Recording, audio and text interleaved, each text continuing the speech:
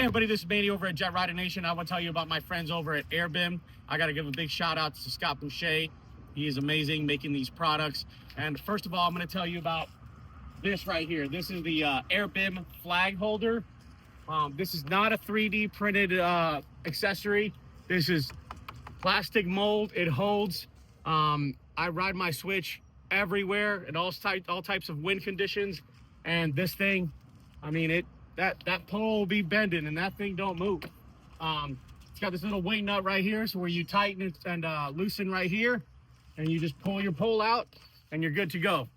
And as soon as you get back on, or get on your boat for the day, put it in, tighten it up, and you're good to go, man. If you want a great flag holder, it's OEM. It uses the OEM screw mounts. Just take the screw out, put this on it, put the OEM screws right back in, and you're good to go, man. So if you want a flag holder, this is the way to go. Go with AirBim. Go to airbim.net and get yours today.